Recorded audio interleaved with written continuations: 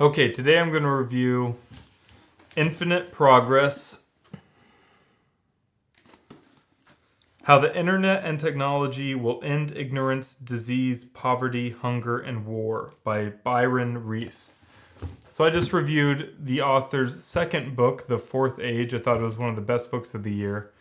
And I was maybe 2 or 3 chapters into that book when I looked online to see if the author had written anything else. I saw this book and I picked it up to give it a read because I liked his second book so much. So this book, it's similar. It's very future oriented, and it's talking about how technology and really the internet and like information technology and the way we use it socially will impact 5 key areas and lead to 5 developments and really kind of infinite progress. So the book's really broken out and tackles each of these subjects. So the subjects are just what was in the subtitle here. It's the end of ignorance, the end of disease, the end of poverty, the end of hunger, and the end of war.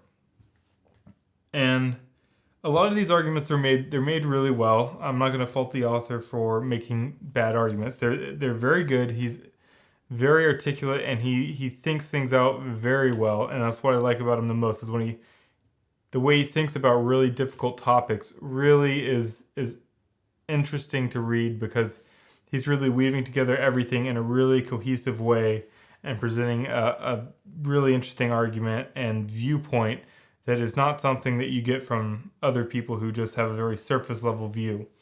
However, some of these topics, it's not very revolutionary to make the predictions he's predicting. So for the end of disease, I don't think that's a hard argument to make that technology could end disease in the future. The end of poverty, I mean, it's pretty clear if you go back to like 1850 and you look at the average lifestyle, and then you fast forward to 2018 and you look at the poverty level of someone in 2018, 2019, it's easy to see how the person on the poverty level today is much better off than someone in the middle or even upper middle income in 1850. So if you just fast forward that, it's easy to see how our current definition of poverty will eventually be gone, and we'll have some new insane standard for poverty that's better than anything we can imagine currently.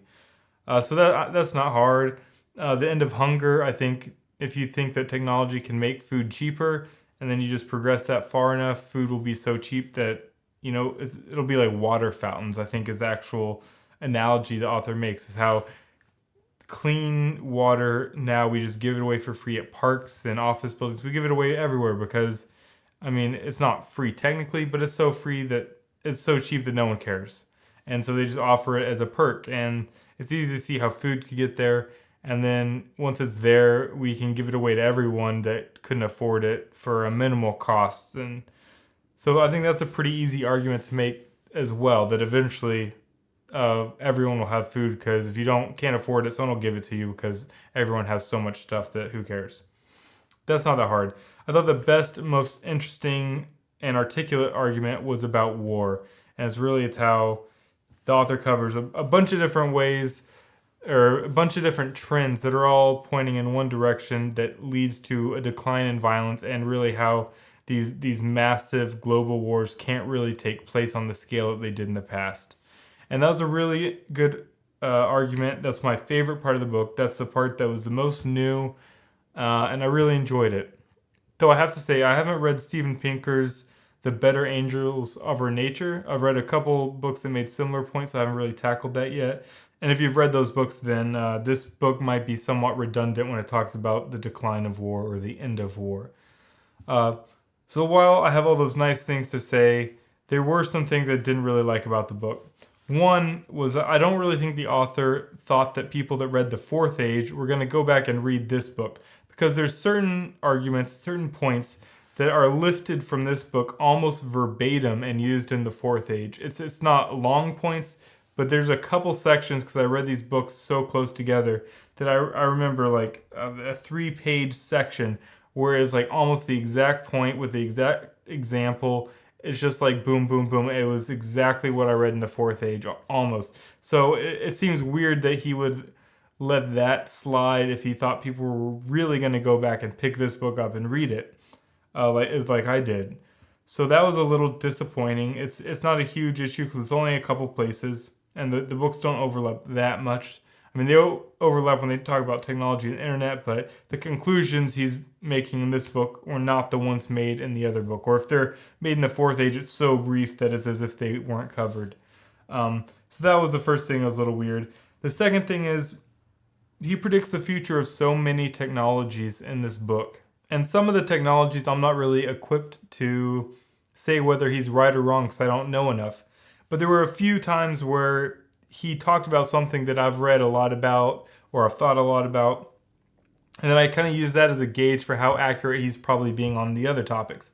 And he said one thing in here about the future of driving. And of course, he's talking about automation and how AI will drive cars. But he thinks in the future there will be 0 road deaths. That struck me as almost obscenely optimistic. I mean, that there'd be 0 road deaths, like no freak accidents on the road, nothing like that. Like even if an AI could drive perfect, like a boulder might fall off a cliff or, something's going to happen. It's never going to be 0. It could be extremely low, but I mean, it's not going to be 0. And so I'm not sure how overly optimistic he was on some of these topics, but I got the feeling from a few sections that he might have been pretty optimistic in his projections, which detracts from his points a little bit. I still think the war point especially is very well done. However, that's kind of a detractor for me. All right, so one more thing that I noticed was that besides the future of the technology, he has a future of what the technologies will cost as part of his kind of projections for what's going to happen. And there's a really good argument for things like labor, that if robots can replace labor, that labor could become almost free, and that's fine. But he doesn't really seem to incorporate the things that can't be reduced, like the fact that an individual's time is finite and the fact that land is finite. Like, well, even if you could make more land on the water, like there's a limited amount of space for us all to coexist, and we kind of just auction off between each other who gets what chunk of land.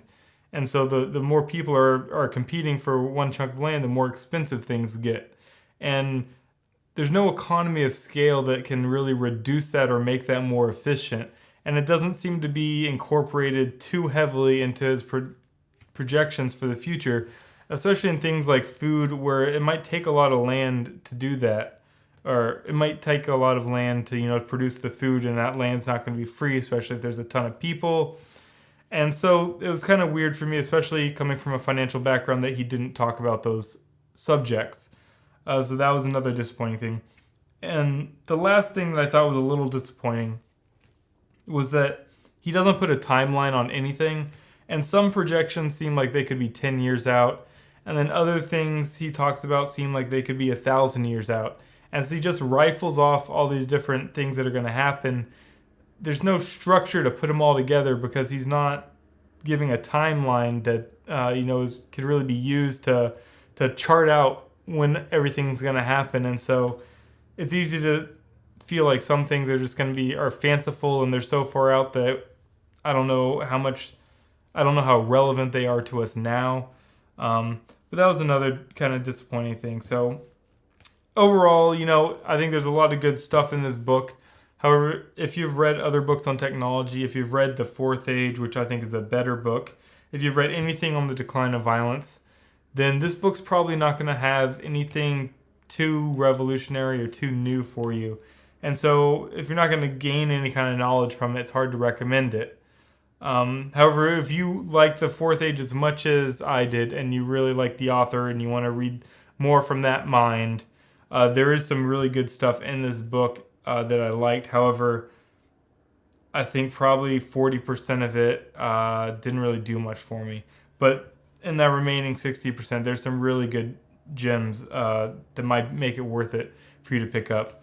You can grab the audiobook. There's no graphs or anything in here, so grab the audiobook, put it on like 1.5 speed, and maybe slow it down on the parts you really enjoy, and you'll probably have a pretty good experience. So I hope you like this video. Like, subscribe. We got some more videos coming out in the future. I read some more books recently. I think the next one will probably be The Space Barons about Jeff Bezos and Elon Musk and the space race, or the new space race. So stick around for that, and I hope you enjoyed this video.